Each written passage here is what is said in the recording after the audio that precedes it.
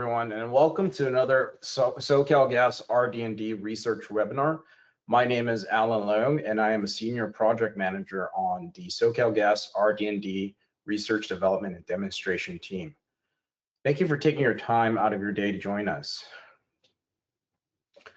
Today's webinar focuses on research examining how hydrogen may be used in large commercial and industrial end uses in California, with this session specifically centered on commercial heating applications, including boilers, water heaters, and HVAC equipment.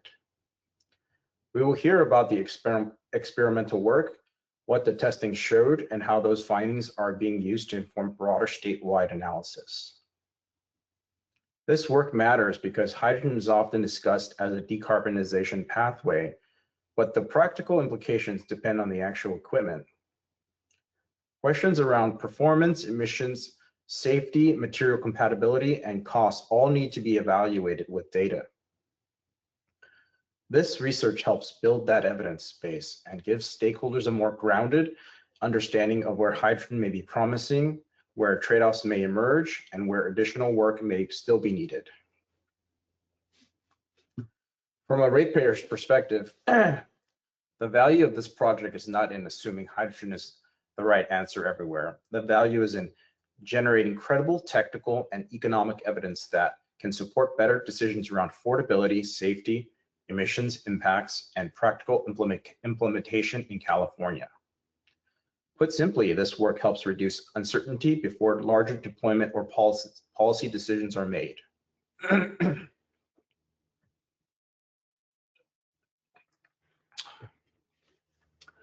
We are pleased to be joined today by Alex Fridjen, who holds a PhD and a professional engineering license from GTI Energy.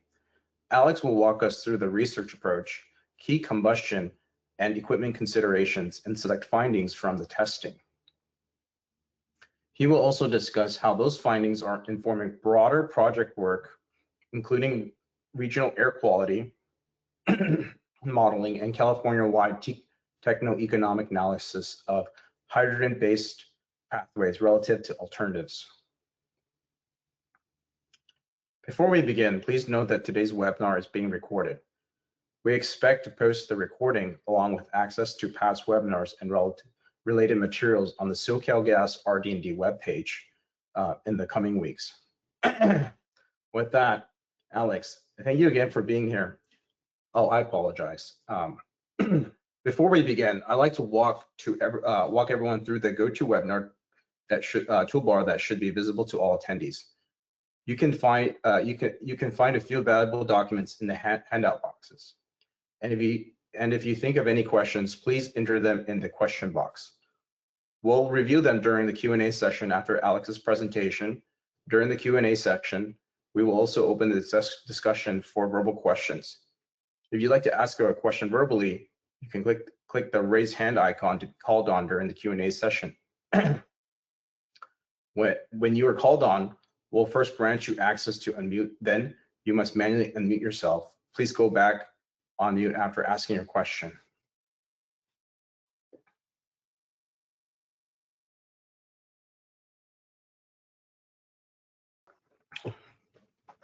The values of the SoCalGas R&D program aligns with the company's overall mission, which is safe, reliable, and affordable energy delivery today, ready for tomorrow. The SoCalGas RD&D program has three core pillars to help support that mission: science, synergy, and equity. Our team of experts in science and engineering work with the top researchers around the world and other utilities and funding agencies to help develop new technologies that support the affordable access to clean, safe, and reliable energy for all Californians. For more information on the SoCalGas RD&D program, you can refer to our annual report, which is on our website. And speaking of our website, you can access it by scanning the QR code on the screen. In addition to the annual report that I mentioned, you can also find information about our upcoming webinars and news about the RD&D program. Also, if you have any questions, comments, or research suggestions, please reach out to the RD&D team via email at rddinfo@socalgas.com.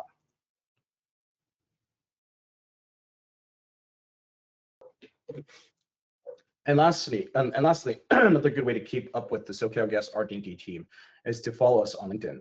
This QR code will take you to that page, and that's where you can see our regularly published posts about our research and outreach activities. And now, it is my pleasure to introduce our speaker, Dr. Alex Fridlian from GTI Energy.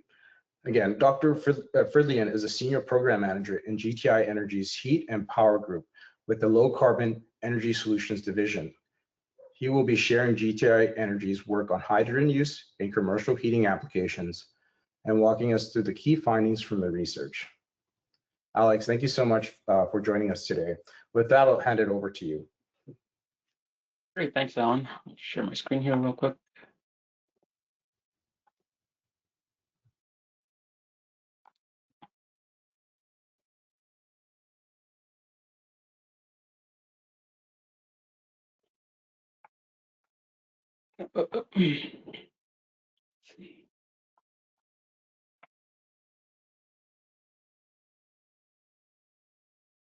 There we go. All right.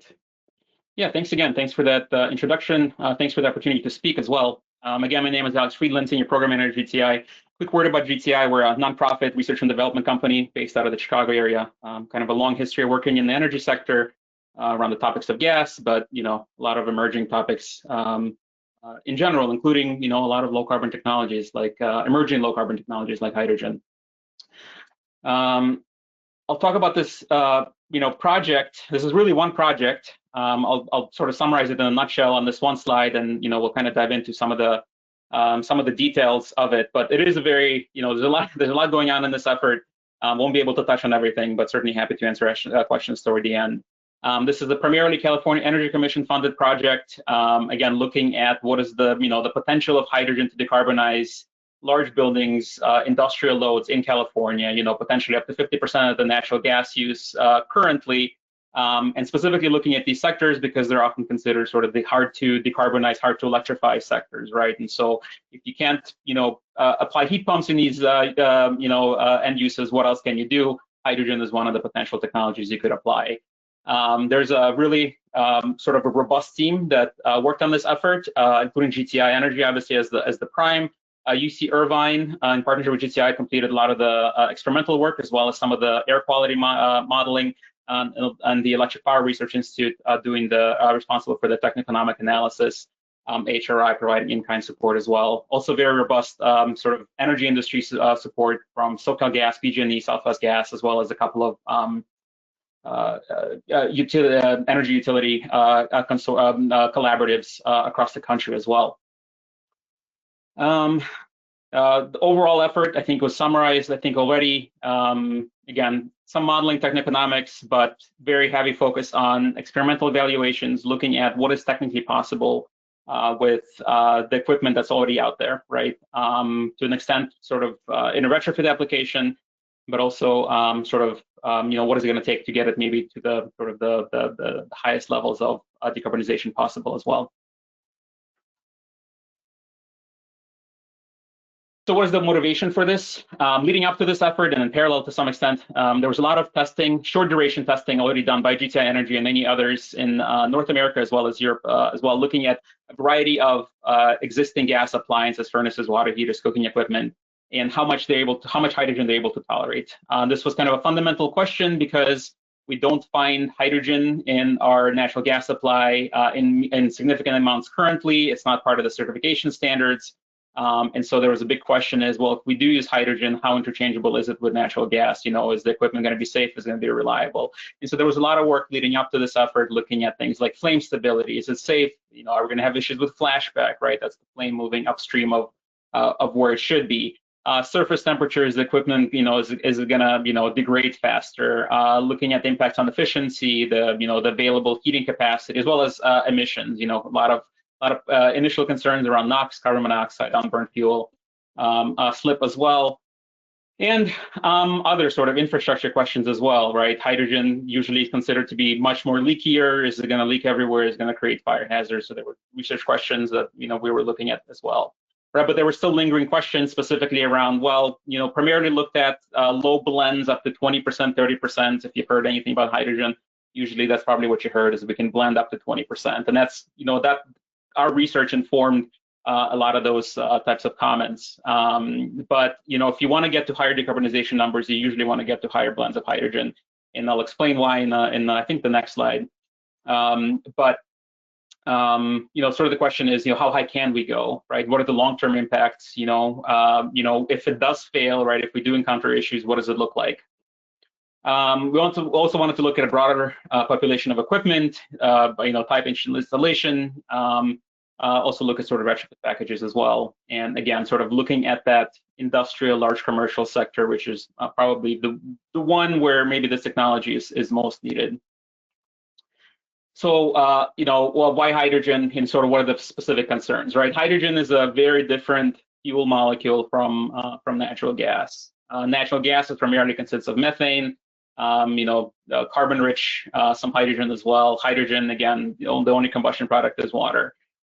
Sort of the main property differences of concern when it comes to, interchangeability with natural gas is it is lower volumetric energy density. That means you have to burn a larger volume of it to get the same energy out. That potentially creates concerns around derating of equipment, right? So you get a little bit less capacity out. It is much more reactive, right? That's probably one of the biggest concerns, if not the biggest concerns, in that hydrogen, the grade of activity primarily shows up in 3 different ways. One is it is much easier to ignite. It takes lots less energy. It's a much smaller spark to ignite the fuel. It has a wider flammability limit. The main way that shows up is that it takes a little bit of air in fuel with hydrogen to make the mixture flammable, as opposed to with any other hydrocarbon like natural gas. You usually need a lot more air than fuel to make the mixture flammable. It burns a little bit hotter. It has a much higher flame speed as well, right? And so the flames are going to look different as well, kind of shown here on the right, right? No carbon, so there are fewer emissions in that you're not going to get carbon monoxide. You're not going to get CO2 out as the primary as a primary product, but you can still get NOx formation as well. And there's some potential, again, because of the difference in chemistry of the fuel, there are some potential impacts on flame detection, ignition control. That's more of a sort of equipment level concerns as well. So in blends with natural gas, interchangeability is a little bit more complicated, right? The volumetric energy density initially is a concern. It becomes less of a concern when we actually look at the WOBE index. WOBE index is kind of an important measure of interchangeability, in that it's basically tells you for the same driving force, how much energy are you able to push through a pipe, between the 2 different gases, right? And actually, the WOBE index for hydrogen compared to natural gas is not that significantly different, but it is a little bit lower. And so you do expect to see a little bit of a reduction in sort of let's say the rated capacity of the equipment without adjustments. There are some other parameters like combustion air requirements, et cetera. The main ones to understand is that hydrogen requires less air for combustion overall, and that'll become important when we're talking about emissions. We like to sort of show this plot. Sometimes it looks a little bit complicated, but when describing the differences with hydrogen, natural gas, right? Everything is normalized to 1 at sort of 0% hydrogen by volume, right? That being natural gas, and so everything that's shown here is relative to natural gas, at sort of at the y slope intercept. And what we want to the main things I want to highlight is sort of this red curve, which is the WOBE index, in that it does decrease with hydrogen addition, sort of becoming a minimum around 80% hydrogen by volume, roughly 15% lower. That means, without any adjustment to the equipment, if you just blend hydrogen, sort of blind, quote unquote, is that you can expect up to a 15% reduction in the heating capacity of the equipment, which can be compensated for, and that'll become important later on. The other one is this purple one. This is the sort of the reduction of on-site CO2 emissions, right? And this is important to highlight because a 20 or 30% hydrogen blend by volume in natural gas doesn't mean you reduce carbon emissions by 20 or 30%. So an example here, 30% hydrogen blend would only reduce CO2 equivalent emissions by 12%. And this is the reason for that is because of that lower volumetric energy density of hydrogen. Again, you need to burn a larger volume of hydrogen to get the same energy out. And so the relationship between the extent of decarbonization possible with hydrogen is nonlinear. And so if you want to get those, big numbers, ideally you would push the amount of hydrogen concentration higher. Kind of as an example, if you want to get 50% reduction in carbon emissions, you need roughly, 75, 80% hydrogen by volume in the mixture.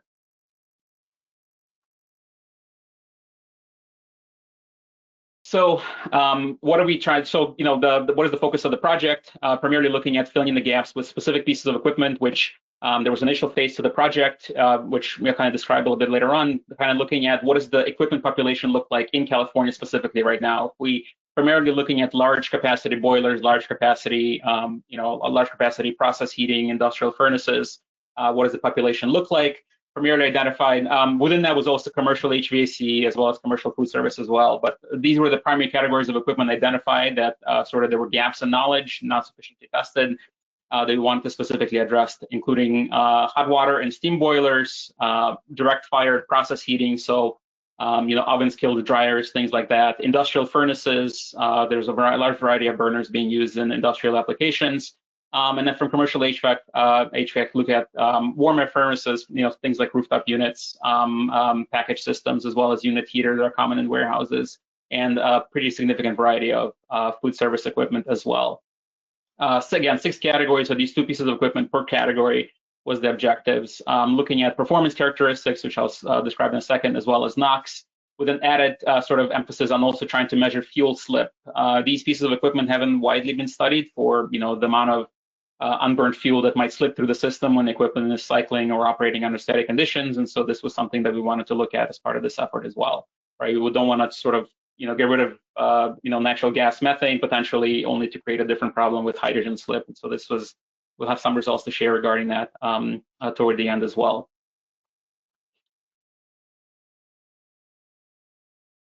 So because of the large variety of equipment that we've tested, I'll primarily focus on for this the industrial furnaces results and the commercial boiler results here as well. Food service equipment and HVAC equipment, it'll again show up a little bit later on. This was the testing for these were primarily done by UC Irvine. They are best equipped to speak to it, but a lot of results have been made public at this point. I'm happy to share follow up regarding this work as well.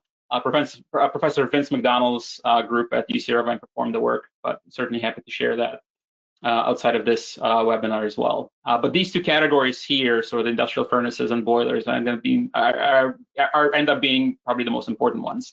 And as I mentioned earlier, this project started off with kind of an evaluation of the population of equipment that's already exists in California, using a number of different, available data sources, including, information we could get from some of the, gas utility partners as well, looking at, how many different pieces of equipment are available in California and how much of the, how much of the total CO2 equivalent emissions are they responsible for.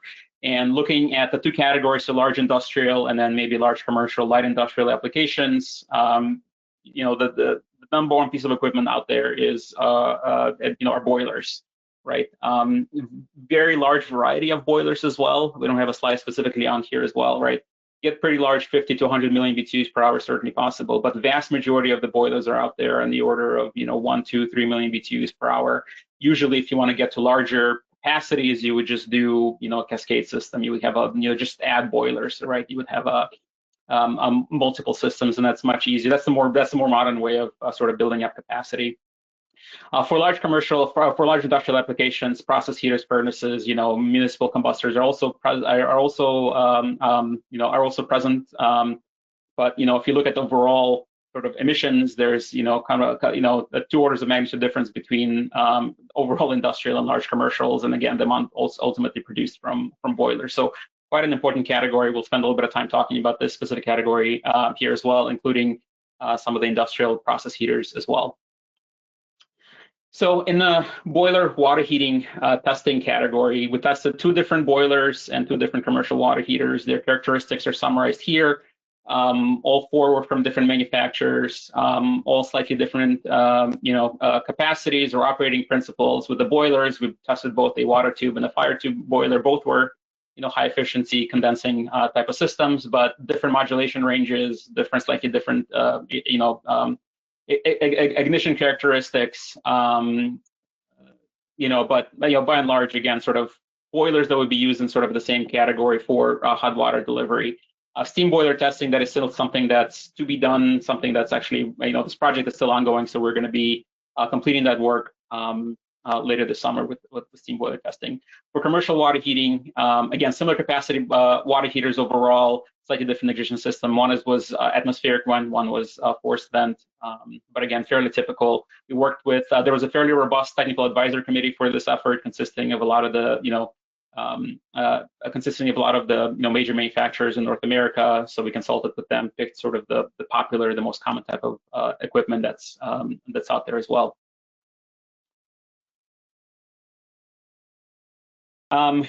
This, I'm not going to spend too much time describing this. You'll see a lot of pictures like this where, sort of complicated piping, which is hard to tell what's going on. But this one sort of describes in simpler terms as the process flow diagram, in that all of the testing was essentially done under simulated loads, right? So if we're boiler testing, we had a hot loop where we're controlling the return water temperature, and again, looking at sort of the supply water temperatures, keeping those within the range of what would normally be found in commercial applications. And similar sort of application with water heating as well. We're trying to basically deliver at a steady rate as well. Lots of instrumentation for measuring energy output, energy consumption, as well as various performance characteristics, emissions, temperatures on the surfaces, etc. Some of it being informed by the technical advisory committee as well in terms of what to look for. The type of testing we did. Almost all of it looked fairly similar, with a slight differences between boilers and water heaters. Boilers, we could more readily set the load on the equipment, and so we could go through the full modulation range, do a lot of cycling on-off type of testing that will still be representative of simulated use. Most of the testing was done with, again, sort of the initial test was baselining the equipment with natural gas, confirming with the manufacturers that the equipment was operating as expected. And then for subsequent tests, increasing the concentrations of hydrogen using sort of an in-house built blending system in increments of usually 15 to 20% by hydrogen by volume, up to a point of observed issues or failure, or where we thought maybe the operation is no longer safe. And the type of testing we're looking at is, again, sort of simulated use under cycling on-off. Turning on and off under hot conditions, cold conditions, looking at things like suddenly changing the concentration of the fuel to see how the equipment would behave. And the type of issues we potentially looked at were, the number one usually indicator of improper combustion or unstable combustion is, high emissions of carbon monoxide. Normally, properly operating equipment, the emissions will be very low, maybe single digit, or something on the order of 10 ppm of carbon monoxide. But if you're exceeding something like 100 even ppm of carbon monoxide, that usually points to some kind of issue. Looking for instability around ignition, basically getting a stable ignition every time ignited, flashback, inability to hold the flame, so flame extinction, or the controls being unable to detect the flame. Excessive noise, that's a pretty common indicator of improper operation as well, and so we were looking for that as well. And then again, monitoring burner temperatures and surface temperatures, exhaust temperatures, making sure that we weren't exceeding any of the sort of parameters or the envelope of expected operating conditions for the piece of equipment. So what did we expect? So kind of pivoting to the results here with boilers and water heaters, maybe looking at boilers a little bit first. So what did we expect to happen? One was, expected an impact obviously on capacity. I already mentioned that the WOBE index is the biggest indicator of what should be happening with the capacity of the heating equipment. In our prior testing, we did see that the equipment normally followed sort of the WOBE index trend, and this was also showed up in published literature. This plot here is from the European TIGA project, where they tested a number of residential boilers and water heaters in the European standards. But up to relatively high concentrations of hydrogen. Again, they showed that sort of all of the equipment becomes derated at a similar rate. Our own testing, as well as when we compare the testing to a lot of other North American product testing, sort of similar results. Sometimes the derate is a little bit higher, sometimes it's a bit lower, but by and large, it sort of trends very closely. So that was the main expectation. In terms of the upper limits of stability, right, this was one of the questions we were trying to investigate, is how high can we go? Most of our testing previously only went up to about 30% by volume. But based on what's been published and what's already known, we did anticipate it'd be something higher than 50% by volume. We should be able to go without adjustments, but it wasn't, wasn't clear how high. And so again, kind of just looking to fill in some of those details as well. So let's look at the results. So I think, first, speaking of the capacity of the boilers, these plots show the firing rate of the boilers with increasing concentrations of hydrogen up to 80%. Kind of seeing a pretty steady decline at constant slope. If we sort of normalize the results and compare it to what the Wobbe index would predict, which is the gray dotted line, that's pretty consistent, right? And so what that means is you would expect, like a 40% blend by hydrogen by volume if you don't make any adjustments to the equipment. You expect to lose 10% in your heating capacity. With water heaters, very similar results. Plot slightly differently here with water heaters because they tended to kind of set their own firing rate, and the controls there are a little bit more finicky in terms of how we operate the equipment. So the load was applied with a steady throughput of water through the equipment listed here in terms of gallons per hour, right? So the overall capacity of the equipment. And here, sort of representing is the temperature rise across the equipment. That's the primary thing that we're interested in water heaters, right? So the temperature rise decreases across the equipment, a specific flow rate of water that's basically showing an indicator of lost capacity. And again, normalizing the results to the Wobbe index, very close to results, right? And so I think the main takeaway here, based on what's been published, based on our testing, residential, commercial, industrial equipment, if you don't make adjustments to the equipment, by and large, you'll expect that the the capacity will decline by the by the prediction of the Wobbe index, within a certain range. Now, maybe more important results is around NOx and other important pollutant emissions, carbon monoxide specifically. What did we expect to happen? We've done, there's been some work, I think previously, like I mentioned earlier, the European Tiger project and other published results that looked at some measurements of NOx with increasing blends of hydrogen. I think in most instances the testing was done again, sort of at without making adjustments to equipment as hydrogen blends are increased.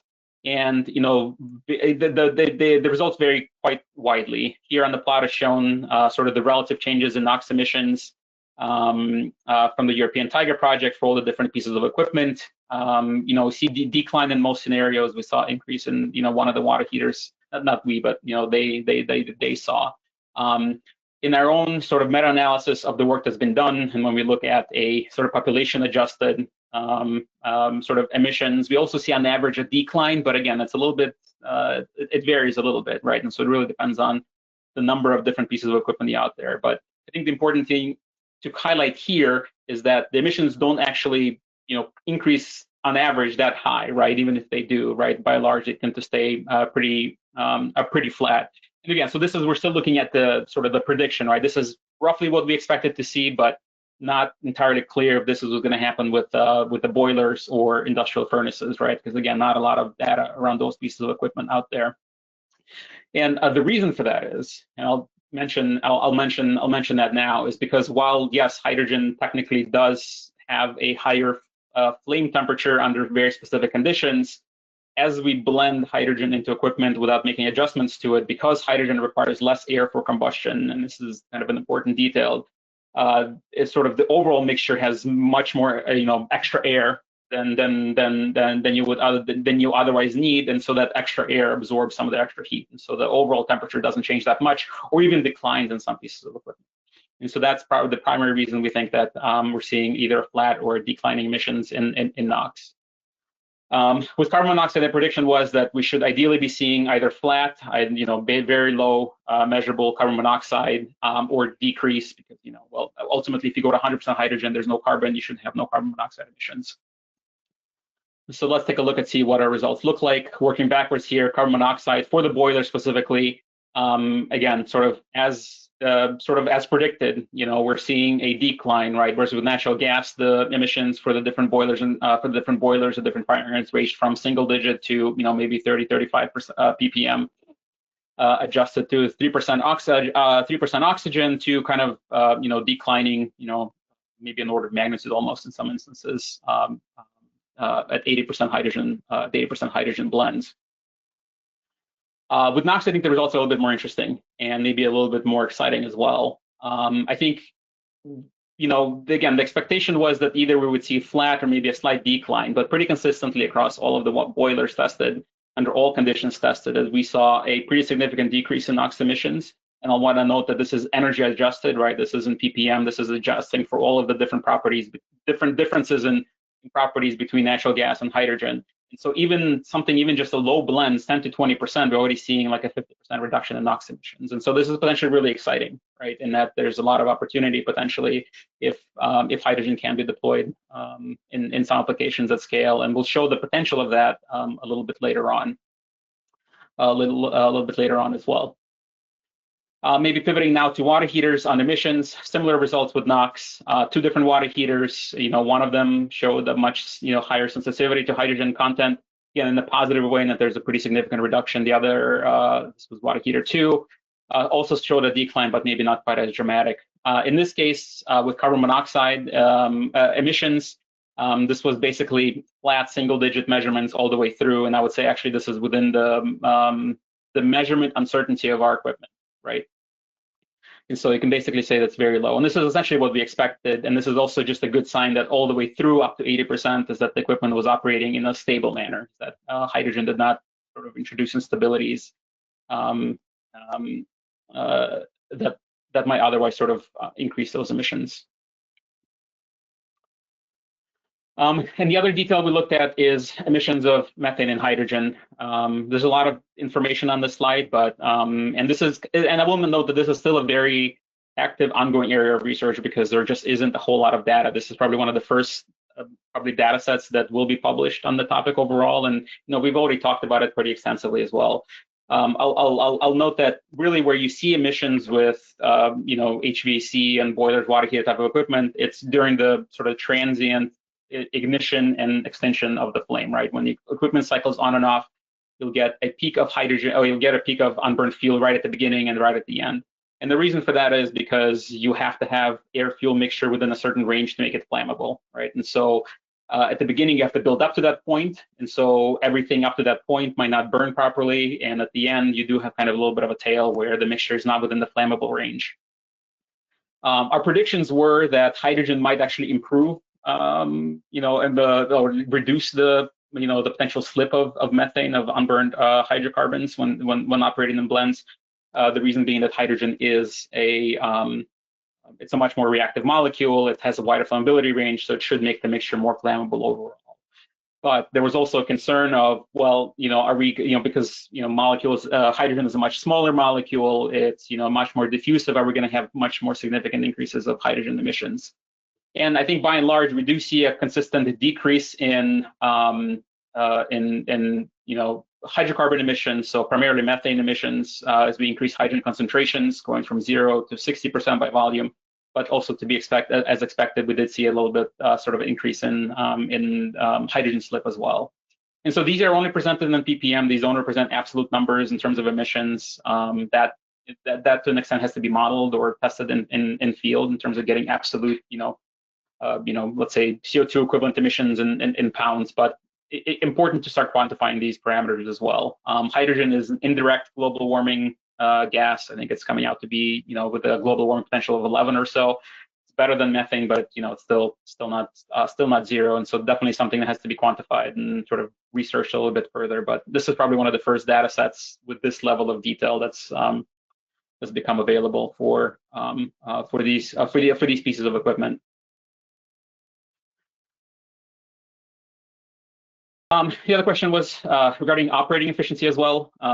Leading up to the testing, the anticipation was, the expectation was that there would be impact on the order of 1 to 2%, if any, with these pieces of equipment. And I think that is basically what we observed as well. With both boilers, there is a little bit of variation from test to test, but probably with an uncertainty of the overall experiment as well. Maybe a slight decrease in a few instances, which is very promising, right? This is important because, again, if the decarbonization potential of hydrogen is nonlinear and you want to go to higher concentrations, right, then hydrogen is going to be an expensive molecule, at least in the short term. taking a penalty, taking a hit on the efficiency would be detrimental, right? And that it would decrease your overall sort of decarbonization potential. So we do want it to stay flat. And we've actually done some testing with other pieces of equipment, the condensing type of residential furnaces, where we do even see a slight increase in efficiency as well, but not in this specific instance. Water heater is very similar. Water heater 1 showed relatively flat efficiency curves versus maybe a slight decline for water heater 2 overall. But again, sort of, you're talking about, less than 0.5% over the, up to 80%, well, actually more like 2% over the, up to 80% hydrogen by volume. So promising, very promising overall.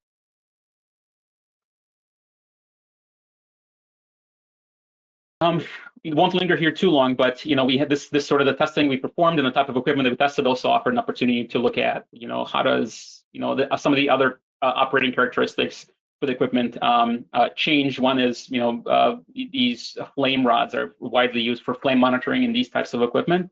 Very important from sort of operational stability, durability, whatever you want to call it.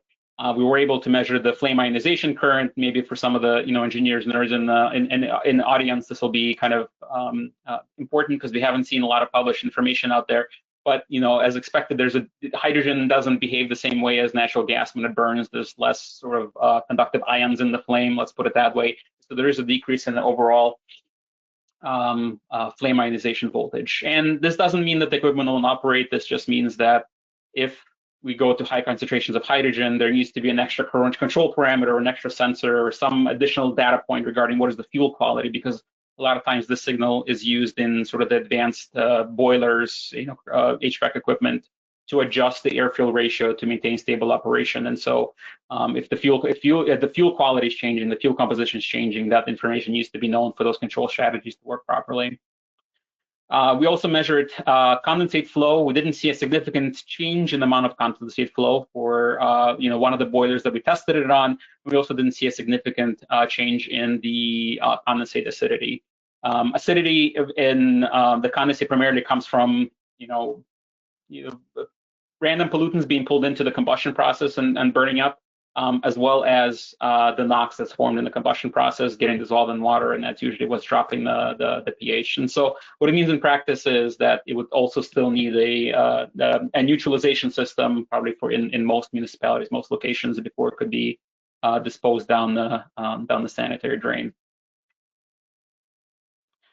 So quick recap on boilers and water heaters. All units, again, sort of, why I spend so much time talking about it, it's most important equipment category, sort of in the large natural gas use area in California and probably across the country, in all honesty. So what did we learn? So all units test rated up to 80% hydrogen. One of the boilers, boiler 1 in this case, was tested up to through stable operation through 95% hydrogen by volume. We did try to take it all the way to 100% hydrogen by volume, and we did see either a pre-ignition or a flashback event that damaged the equipment. And so after that, just to avoid any potential safety issues, because again, we weren't making adjustments, weren't changing burners, we decided to keep the testing to 80% hydrogen by volume, which was already, I think, pretty high and should have been kind of the low, the worst in terms of where, the D rate, the WOBE index is the lowest. And so whole equipment was able to operate up to 80% without any observable issues. Capacity, again, tracks, we talked about this extensively, but tracks with the WOBE index, I think that's a pretty good predictor within 5%. If keeping the equipment on rate, then it'll have to be adjusted, and I'll show that an example of what that means for industrial equipment in a second. Did observe temperature declines in some of the instances, mainly on the stack side. This matters more for atmospherically vented equipment, which was one of the pieces of equipment, but by and large, it was still, there's still sufficient heat in the exhaust to vent the equipment under normal operating conditions. Minimal impact on efficiency on the order of 1%, 1 to 2%, which was the expectation, and it was good to kind of verify that as well. No operational issues. We tested, you'll see more references to this slugging test, where we changed the concentration suddenly from 0 to 40% hydrogen or something like that.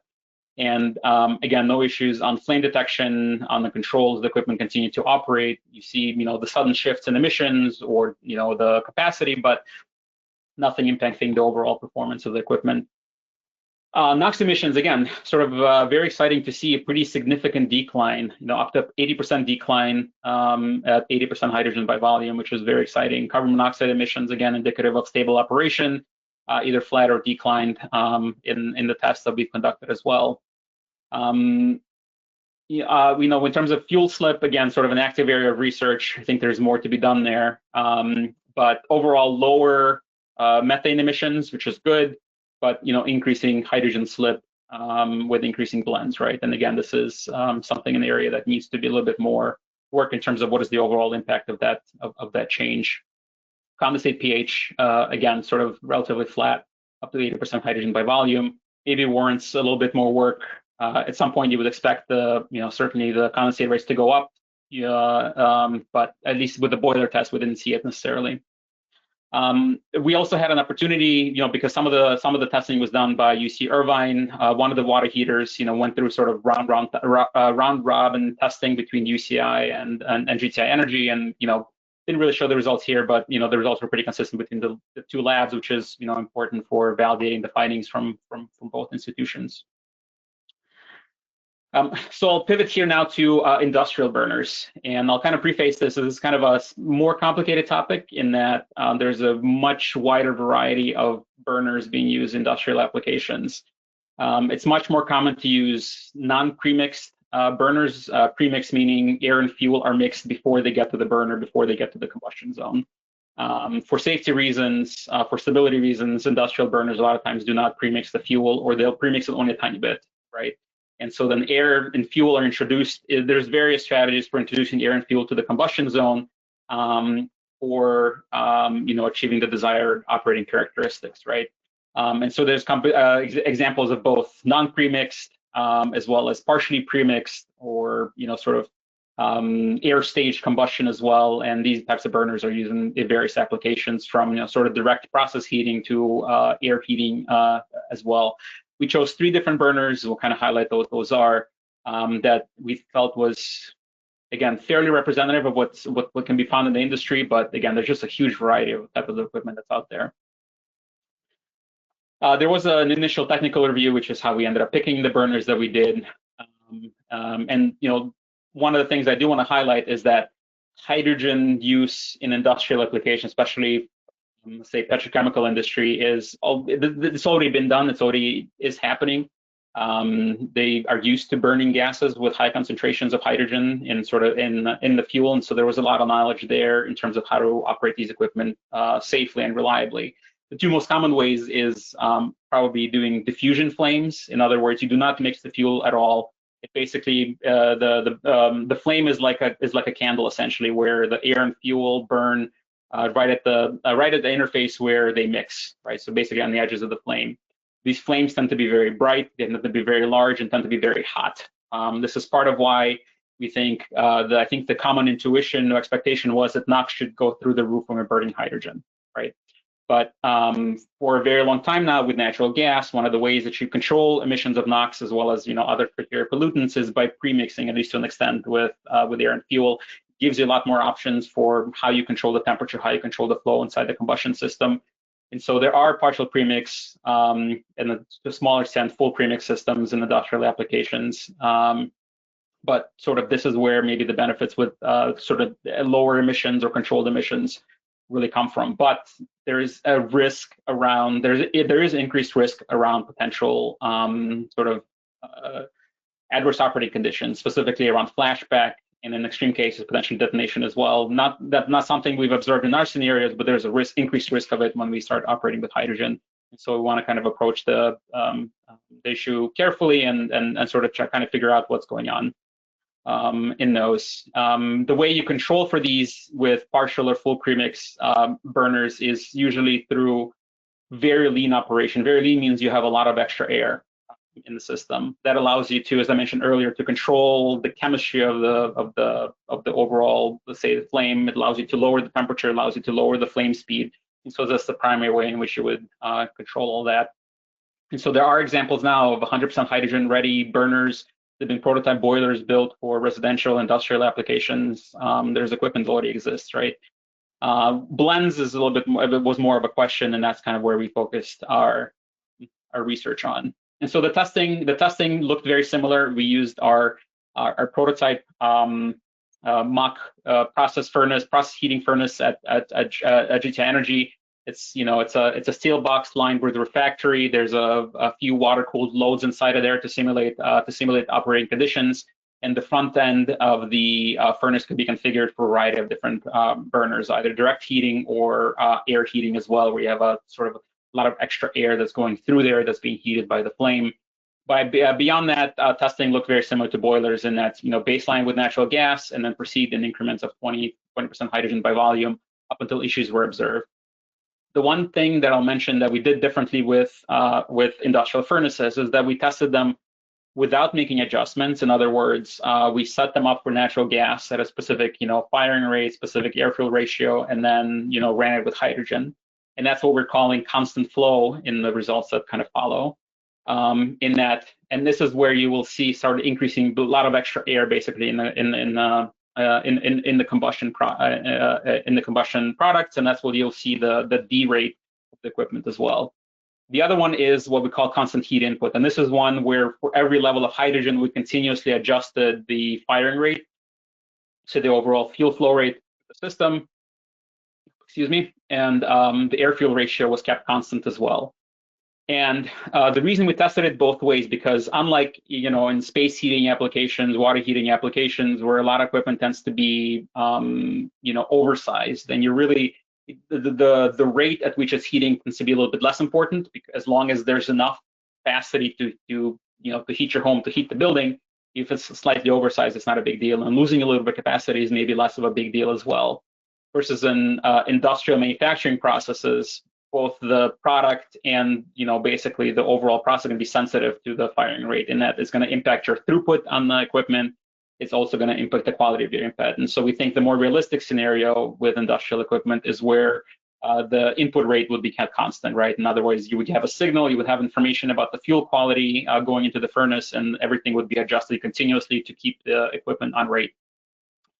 And we tested the equipment both ways, right? So when we're talking about hydrogen blends, we looked at, what are the impacts with constant flow, and then looked at impacts with constant heat input as well. So I'll kind of highlight here the results with, the 3 different burners, 3 slides per one slide per burner. So the first we looked at was a nozzle mix burner. These have been around for a long time, very widely used in direct heating applications, maybe a tunnel oven, maybe a like a heat treatment oven, etc. These vary in capacity very, very, very widely, right? You can get them up to maybe 10 million BTUs per hour, all the way down to maybe 500,000 or 200,000 BTUs per hour individual units. They're called nozzle mix because air and fuel is mixed right basically at the reaction zone, right? As this is not quite diffusion flame, in that because diffusion flame tends to sort of be naturally driven, versus here there's a little bit more forced mixing to kind of reduce the overall size of the reaction zone. And what we observed was with NOx emissions is that certainly when we're keeping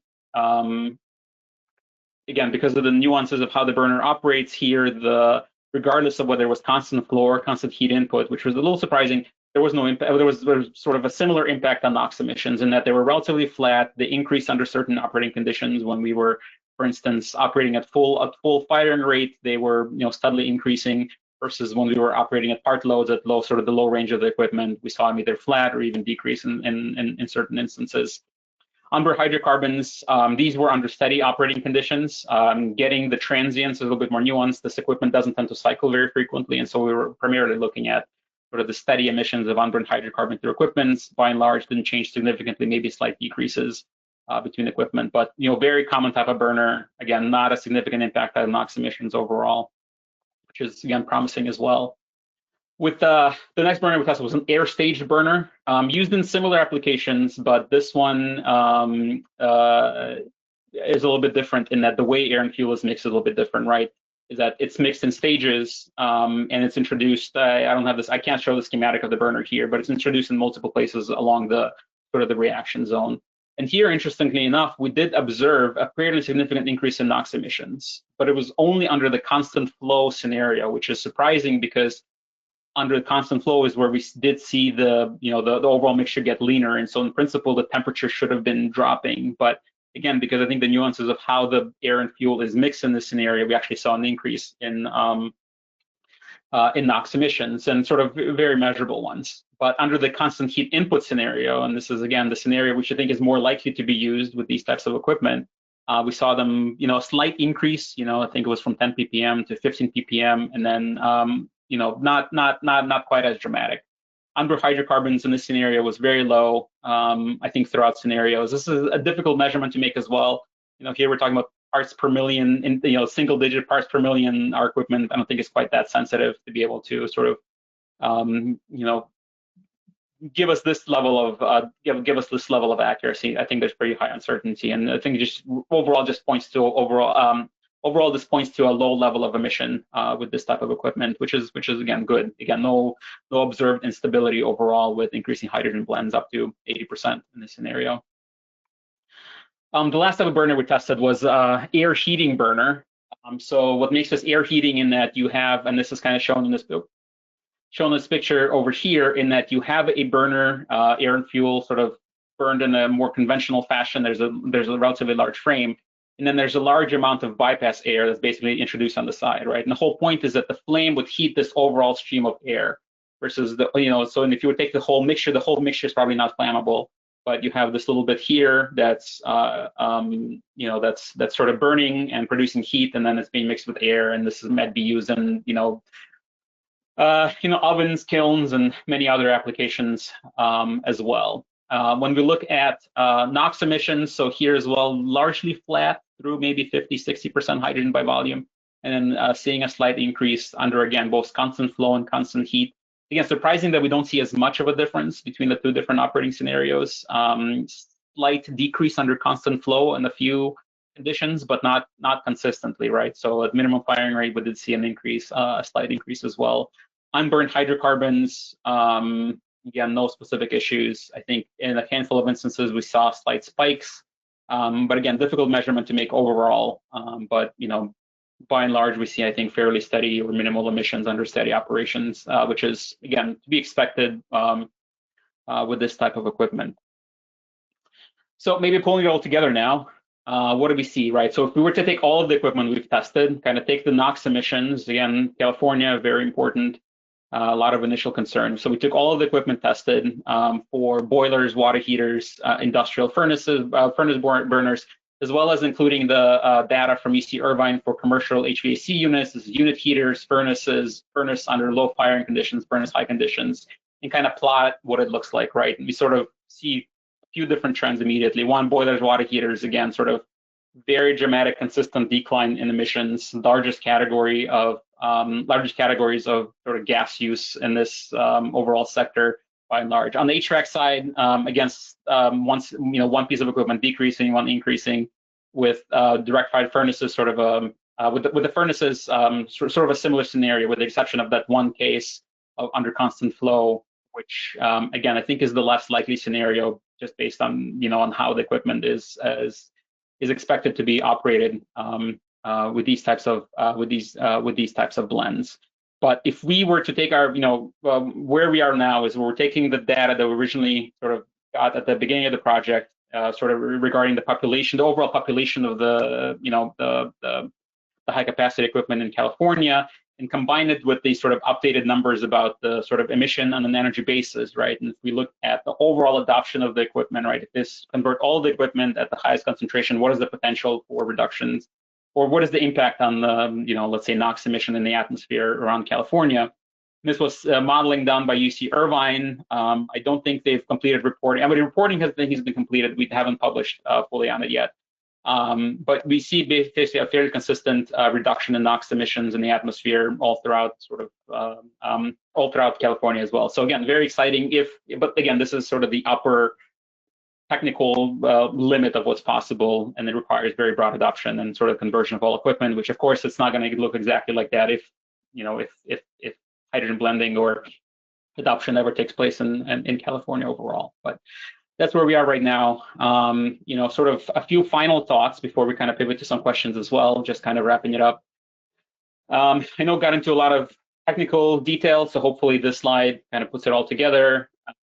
So, what did we learn? So for existing CI equipment certified for natural gas with hydrogen blends, what do we observe in general, right? Is that we see stable operation well above 50%. I think we were surprised, and I think pleasantly surprised that we could go as high as 80%, maybe higher in a few instances, without significant adjustments, really any adjustments in some of the equipment.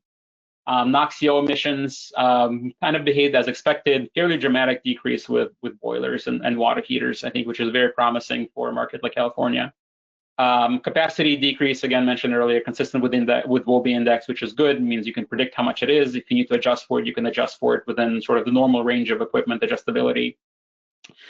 The equipment upper stability limits likely, exceed what would be blended in practice. If pipeline delivered, it seems like an improbable scenario that would have 80% hydrogen delivered by volume in the pipeline, at least at the moment. But certainly, if you're looking at blending on site, in other words, hydrogen is either delivered or created or made on site, and it could be blended with natural gas on site, then you can certainly go as high as you want or burn pure hydrogen as well. And so the results are relevant to that scenario. Not shown here, but as part of a parallel project, we did see, look at sort of leakage enhancement, or again, concerned with hydrogen specifically. But when we're talking about the low pressure distribution system normally used with natural gas, we don't see a sort of preferential leakage of hydrogen. What we've in fact observed is that if a system is gas tight with natural gas, it'll be gas tight with hydrogen as well. There's a lot of science behind that.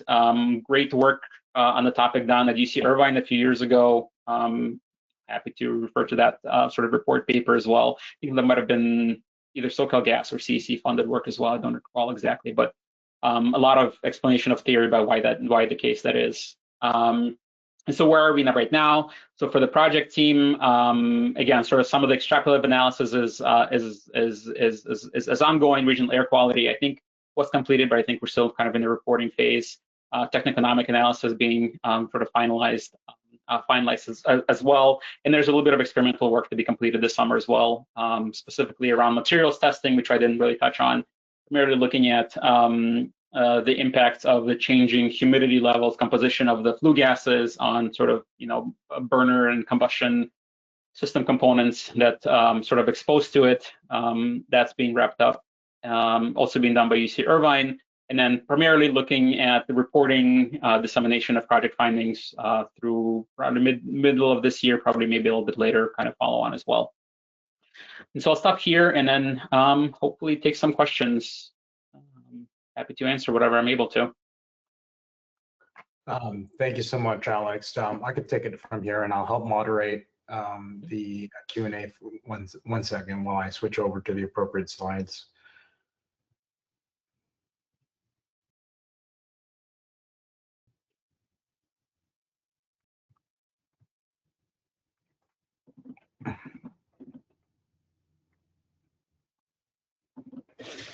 Great. Excuse me. Yeah, thank you again, Alex, for presenting on today's topic. And thanks everyone for attending. The recording will be available on our website soon.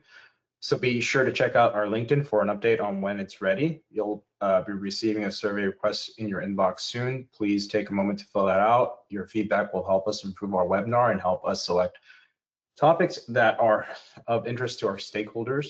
Remember, at SoCalGas RD&D, we strive to identify transformative energy solutions, build them, and share them with you and the world. Now, I'd like to open the webinar for about a 10-15 minute Q&A. And a quick reminder about the Q&A session. If you have any questions, feel free to click the raise hand icon and we will call on you to grant you access to unmute. Then you must manually unmute yourself to ask your question. If you'd like to ask your question in writing, please feel free to use the question box and I'll help out by reading out the question. So yeah, let's do the Q&A. Actually, I already have some questions in mind to get us started. So my question is hydrogen blending a practical decarbonization pathway for commercial heating? Yeah, it's a good question. I think, how do you define practical? I think what our, speaking within the context of the project, I think what we did see what we did show, I learned really in our project, is that with existing equipment, with which is by and large widely available, inexpensive to make, with minimal adjustments, you can make them operate with hydrogen safely up to fairly high concentrations. Doesn't mean there's no more research questions that are sort of left unanswered. I think there's still need to do more long duration testing, certification-like testing, et cetera. And that's a lot of that is going on in parallel, as part of other efforts. The GTI is involved in it and not, but I think promising overall in that you can. So they quit. So for a long time there was I think the common thought is that really the equipment, the end-use equipment, is what's going to be really sort of holding up how high we can go on hydrogen. I think what we're learning is that's probably not going to be the case, and that you can make most pieces of equipment operated with high blends. And there's already plenty of prototypes and examples of sort of commercial equipment that's coming out, hydrogen ready, that sort of thing. And so it's, I think on the equipment side, at least, I think it can be practical if hydrogen is, can be made available. I see. And thank you so much for that response. And it opened up so many more questions for me. And what I could appreciate about this project is it's very strategic, right? So you're really just selecting like the core appliances that represent the greater community. So, what are the next steps? I mean, you kind of mentioned it, right? Is further studies, is it more studies, more market research, or pocketed field demonstration? What's the long-term vision with this project? Yeah, so I can speak to what's going on sort of in parallel right now, which are sort of enabling efforts. A lot of combustion equipment, certainly when it comes to boilers, water heaters, HVAC equipment, food service equipment, it's certified to ANSI CSA Z21 series of standards, right? So there's a fairly substantial effort being led by CSA to figure out, how do we retroactively certify equipment up to a certain amount, or how much can we say retroactively is acceptable. Right now they've permitted, or they said up to 5% is still considered natural gas, their certification stand. And so there's a bit outstanding question around that. A lot of research shared, says 10, 15%, 20% without issues with existing equipment, but it's the voting on it happens. There's a lot more work to be done. In parallel, there's also new standards being developed and revisions being developed to take into account, right? So these as an optional certification option for new equipment, right? Is that manufacturers can say, okay, our equipment can go up to a certain amount or be 100% hydrogen compatible. And so that's coming out as those are being developed actively right now. I think those are going to be quite important to resolve those. Right now, hydrogen is not considered within the standards as they are published, and so that's going to be important. Similarly, on the building side, the fire protection codes, NFPA 54 for natural gas and NFPA 2 for hydrogen specifically, kind of had gaps in them, let's say, in coverage.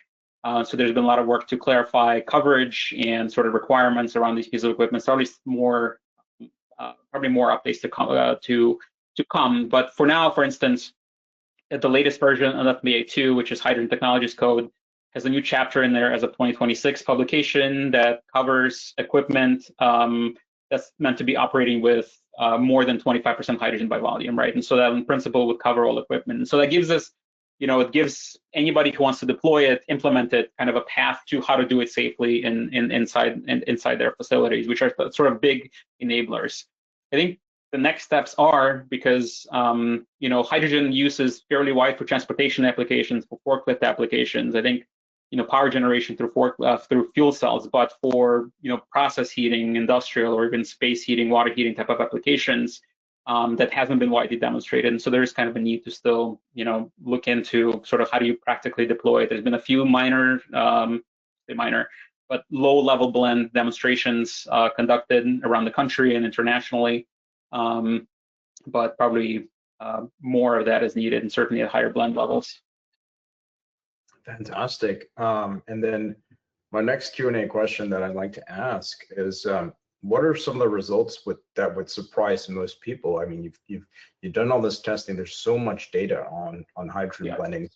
What are some of the key points that you found surprising going into project and after the project? Yeah, and I think I emphasized it a few times, but I think the fact that we're seeing fairly consistently a decrease in NOx emissions in certain categories of equipment like the water heaters and boilers, and pretty dramatic decreases in NOx emissions I think is I think that's huge. I think the potential of that is huge, especially in markets that are sensitive to that, like in California. But also the fact that even when we do see the increases in most cases are not very dramatic, right? Or they sort of, you know, pivot around the same values. That just goes to show that even in those scenarios, I think there is a path to either decreasing them or keeping them constant, in that, you know, a lot of equipment already comes with NOx control strategies. Really what we've learned is that existing NOx control strategies in this equipment works with hydrogen blends as well. And it seems like in some instances it works even better when we start blending hydrogen in. The other one is just how high we're able to go. I think the fact that almost all the equipment went up to 80%, actually all the equipment went up to 80% high or higher without really observable short-term issues with the equipment, I think is quite promising, right? I think there was the thought that was like, well, the second we go above 20% hydrogen, everything has to change, everything has to be different. But I think we're seeing that equipment doesn't have to look that different. Maybe a slightly different burner for, you know, wider compatibility, but by and large, it's going to be similar to what is already out there. Fantastic. And then one last question from me is one thing that I really appreciate working at SoCalGas is our customer obsession, and you see it with, you know, some of the programs that we built out, like the Customer Decarbonization Council, where we tackle some of the customers' most difficult sustainability matters, as well as with, you know, our account executives that go out in the field day in and day out to make sure that we deliver gas safely and reliably. So my question is, what should an owner or operator remember from this webinar? I think that fairly deep decarbonization is potentially possible with hydrogen blends. Obviously, it's still dependent on the availability of hydrogen, that hydrogen being low carbon intensity, right? It has to be green hydrogen, quote unquote. But you know, it's feasible, it's doable. I think a lot of the technology and the knowledge is converging on, you know, how do we do it safely? I think that's I think that would be the main takeaway, is that we can do more with this fuel, with this technology. Great, thank you so much. Now I'm going to go pivot over to some of the questions that the attendees have, which are quite technical, and I can appreciate that since I'm an engineer. So a question from David, and I apologize if I butcher last names, but his last name is Bleckman. His question is, can you please explain NOx reduction mechanisms on hydrogen blends? What conditions are they effective or not? Yeah, so where we see the NOx reductions, and again, this is, I think it's warrants a little bit of modeling, right? Because the way we understand NOx reduction is primarily through modeling, and there's a lot of, you know, chemical kinetic models that describe NOx mechanisms. The main one is thermal NOx, right? And that means you have air, you have oxygen, you have nitrogen, you have high temperature, you're going to produce NOx. It's not a very fast process compared to, let's say, just how fast a flame burns. But if you have a large flame, you have a large volume, you have lots of thermal NOx. And by and large, we tend to see a lot of NOx. But there's other ones, right? There's the prompt NOx, which includes some of the hydrocarbons, you know, molecules, some of the chains that are found in the fuel. And some of the theory, this was part of a literature review, sort of a background review we did for this project as well. Some of the theory was suggesting that prompt NOx should go down because you have less of these, you know, hydrocarbon molecules in there, but thermal NOx should go up because of the higher temperatures. And so which one is it going to balance out? But the way we conventionally control NOx emissions is by really trying to control the temperature, right? The size of the flame and the temperature inside these burners. And so if you're using something like a radiant burner, right, like a mesh burner where the surface glows essentially, the way those reduce NOx emissions is by absorbing some of the heat on the mesh, on the surface of the burner, and that allows you to drop the temperature of the overall reaction zone, which significantly reduces NOx emissions. And so in combination with reductions in prompt emissions of NOx, right, because we have less hydrocarbon in the fuel, and this sort of mechanisms already in some of these combustion systems, especially the boilers, water heaters, that where the surface absorbs some of the heat, the radiant burner absorbs some of the heat, I think you're seeing an overall reduction in NOx overall, right? And the other element in there was when we're burning the mixture leaner, you know, under sort of the constant flow conditions, because there's a lot of extra air, that extra air also helps absorb the temperature. And so again, reduction in thermal NOx emissions from these mechanisms regarding the burner and air extra dilution, and as well as a potential likely reduction from the prompt mechanism as well. So again, maybe technical, but that's kind of where the evidence, that's what the evidence points to. I can certainly appreciate the technicality behind that.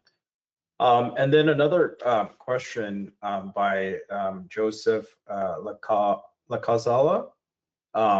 His question is, based on the decrease of combustion air for some processes on slide 4, will some industrial users be able to find ways when switching to blended gas?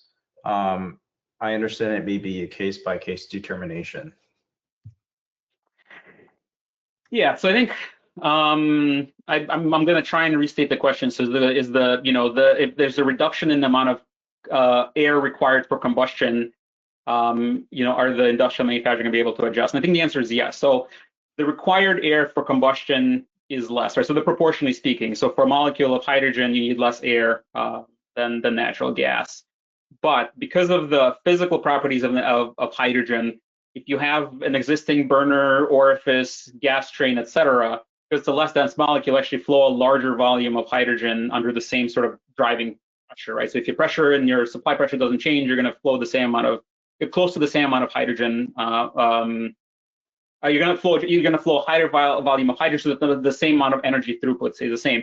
So actually, the amount of air you have going through the system will actually either stay about the same or stay increase. And so within all of the equipment that we've tested, we're able to operate them within the range of adjustability that they're able to operate. So the industrial burners, we didn't have to go to exotic, airflow rates either on the low end or the high end to operate the equipment. It was all fairly minor adjustments and certainly are feasible within what the equipment can do today.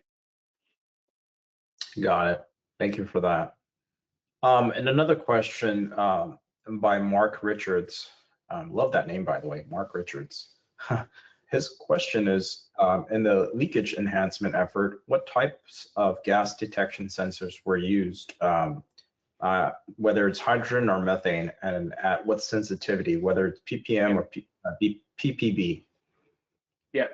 So I'll kind of narrow the scope of the testing that we've done. And again, this wasn't part of this specific project. There was other efforts and still ongoing efforts around the world around this topic area. But we specifically looked at low pressure distribution. So you're talking about less than the psi of gas distribution, using a variety of different fittings, both NPT, like press type fittings that are sort of becoming popular. And some compression like CSST type of fittings as well. We monitored pressure decay under static conditions, so this wasn't flowing, but this was static, and there's some follow-on work for that maybe to that. But we did it two ways. One was conventional leak detection, so using flammable gas detectors. Those are sensitive to maybe 5 ppm hydrogen or 5 ppm methane, and we were looking at blends, 30% blends hydrogen, looking at differances in leak rates when we use a blend versus pure methane. And we were using pressure decay, so we're using high resolution, pressure decay, pressure transmitters installed on each sort of pipe segment that we were looking at. And we try to, again, realizing that there's a potentially a lot of sensitivity in these issues. We try to set it up in the worst space possible. In that we created test pipe sections with very small volumes, but very, a large number of fittings on them. So it's like 20 fittings, 20 threaded connections or 20 connection points on a, pipe that's only about 6 feet long. And pretty consistently, again, when the fitting was installed properly, or when we observed that, again, and the fittings were gas tight with natural gas or with methane essentially, that when we introduced hydrogen blends, is that we did not see basically any leaks at all. And in instances where we did see leaks, and those were kind of intentional leaks, there is a lot of variability. So I will say maybe experiment isn't sensitive enough, but within the uncertainty of our experiment, we didn't see a difference in leak rates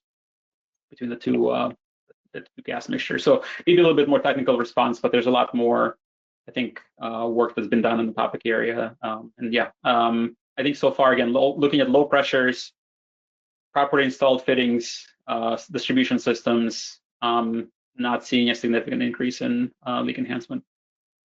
Got it. Okay, sounds good. And another question from Nadia Richards. can appreciate your comments, considering my time at CARB when I did light duty and heavy duty testing. Can you talk about how these emissions compared to the regulatory levels, and was there any durability testing that was done to understand if there were any degradation on the performance over time? Yeah, so all the testing within this project is short duration. There was some accelerated life testing done by UC Irvine on like material coupons, looking at the impacts of really changing dew point temperatures in the exhaust, so less exposure to hydrogen and more sort of the composition of the flue gases. And there they did see sort of changes, but it's going to depend on a few different cases. And so, I mean, I think the dew point management of the exhaust, certainly for industrial applications, I think is a well understood science. It is something you have to pay attention to if you have materials that aren't corrosion compatible and you suddenly change your fuel composition so that you do get a lot more excess condensation in the exhaust. You know, that can be expected to impact the durability overall. But again, I think if it's managed properly, which I think is the case in most industrial applications, it shouldn't be. We don't expect there to be issues. Regarding the combustion chamber, the burner itself, I think that's we've done some limited testing, but not as part of this project. There are some parallel efforts going on, but I would say that's still a little bit of a gap in that we do need to kind of, just start operating some of these equipment over longer periods of time. But maybe, suggestion for future work. But yeah, some parallel efforts ongoing. Again, I think equipment can be designed to be durable. Impacts on existing equipment, I think, still to be determined. With regards to regulatory levels, I think, I think with water heaters, again, this is, I think the water heaters and boilers are all ultra low NOx levels, I want to say. And so we're seeing the emissions well below, probably a third or more reduction in NOx emissions on the boilers, water heaters compared to the regulatory levels. I see.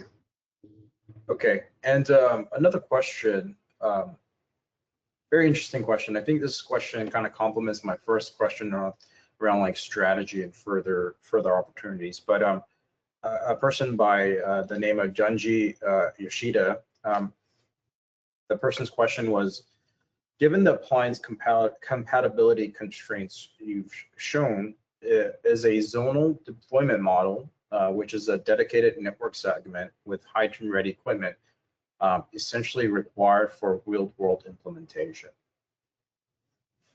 I think that's a good question. I don't know if I have a full answer on that, because it kind of gets into the operations world, right? And I'm a little bit more sort of downstream of that. I can comment on, that was the strategy, maybe is still the strategy in the UK, right? They were a little bit ahead, I think, of everybody in terms of planning for how hydrogen would be deployed.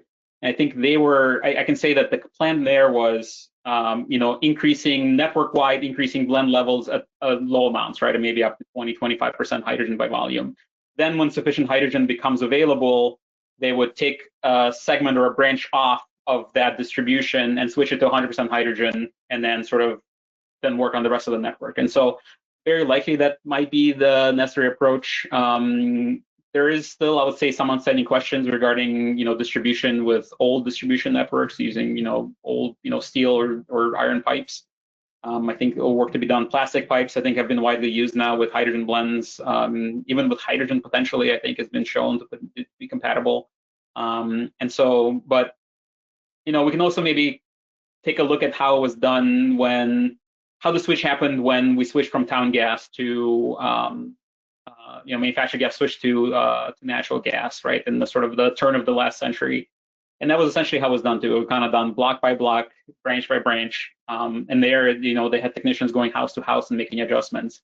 That took decades to make that conversion in that scenario in the United States, and we were ahead of the curve there. In the UK, it happened Europe, it happened much more quickly. Much more quickly than that. But again, it was sort of done segment by segment because there was sort of need to kind of go and check all the sort of critical pieces of infrastructure and equipment. I see. And then another question by Craig Mannion. Craig's question is about hydrogen embrittlement. Could you talk a little bit more about any tests or conditions regarding hydrogen embrittlement with respect to materials? Yeah, so not explicitly within, no testing within this project is specifically through embrittlement, but there has been lots of work done, and it is generally well understood in a lot of applications.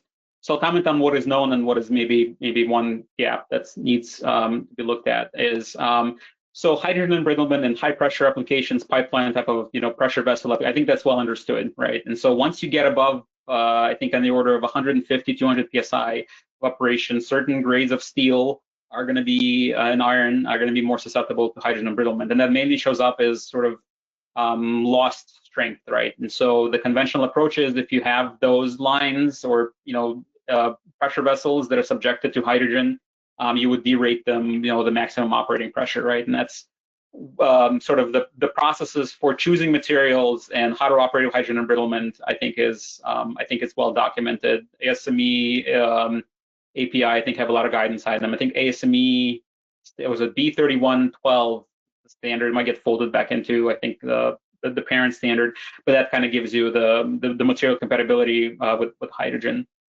When we get to low pressures, by and large, it hasn't been observed to be an issue, and it's not again, just it's variety of materials. You'll see it worded interestingly, but I haven't seen anybody show that it shows up as an issue for, let's say, 50, 60 psi distribution and lower. And certainly low pressure, low temperature, it's just not expected to be a problem. It's not documented to be an issue. We haven't observed any sort of degradation, but we haven't really thoroughly tested for that as well. But basically, the European Taiga looked at that project. We talked about it a little bit in some of the documentation for this effort as well. But again, it's I think by and large, it's well understood with steels. One area I will mention, and this is maybe more unique to California, is that's not as well understood, is that within the envelope of hydrogen embrittlement is a topic, is a process called high temperature hydrogen attack, and that's a little bit different from sort of the low temperature embrittlement, in that low temperature embrittlement tends to be reversible, in that you can sort of drive hydrogen off and you regain the strength, versus high temperature hydrogen attack is non-reversible, and that's where you have carbon steel alloys, and the hydrogen will attack the carbon and basically consume it and create voids in the material. Where it's not clear if it potentially is an issue or essentially is around ultra low NOx burners, because again, some of the ultra low NOx burners, because I mentioned a lot of them operate on the principle of heating up a metal surface to a very high temperature. The alloys they conventionally use are not generally susceptible to hydrogen embrittlement, from my understanding. Things like Inconel, Parker alloys, stuff like that. They don't tend to have a ton of carbon in them, so it's not. So it's. I'm not not suggesting that there is an issue, but it hasn't been widely looked at. So low pressure, very high temperature, these burner applications. We have a GTI. We have an unrelated effort potentially looking at doing some destructive testing on burners that have been exposed to these conditions, and looking to see if we see evidence of high temperature hydrogen attack. Great. So it looks like we're just at time, but I do want to ask one more question from the audience. The question is from Richard Chandros. Richard's question was, I'm surprised that the condensate goes down as hydrogen is a much wetter fuel than methane. So could you comment about that? Yeah, so the condensate actually didn't go, it stayed about the same. It didn't change significantly. We only went up to 80% hydrogen by volume. Again, there is sort of a nonlinearity. I think there would be a slight increase as we went to 100%. But up to 80%, we didn't see an increase. And I think part of the reason is because we have a lot of extra air in the as we increase hydrogen for that boiler, there was a lot of extra air in the exhaust, is that the dew point temperature didn't change as much, right? With pure hydrogen, the dew point in the exhaust, at similar conditions, will be maybe 20 degrees higher. So you would expect to be, you should see more condensate formation. But in this scenario, because we were also diluting it with extra air, essentially, is that I think the dew point didn't change much. And so I think, again, it has to be tested a little bit, but I think that's part of why we're not seeing sort of as big of an increase and as big of a change in condensate flow. And one thing to highlight as well, in all these scenarios, the number one molecule that's in your exhaust, right? And it's always on the order of 80% as nitrogen, right? And so even when you're switching from hydrocarbons to hydrogen, you're still going to have 80% nitrogen in the exhaust. And so because of that, the changes, the thermophysical changes in the exhaust are not quite as dramatic as I think people sometimes intuit from, hydrogen only producing water. I see. Great. Well, again, I mentioned we're just at time. I really enjoyed the presentation. Very interesting, very exciting about hydrogen. So thank you for your time and attention today. That is the conclusion of our webinar. I appreciated everyone's attendance. Have a great day and take care. Goodbye. Thank you.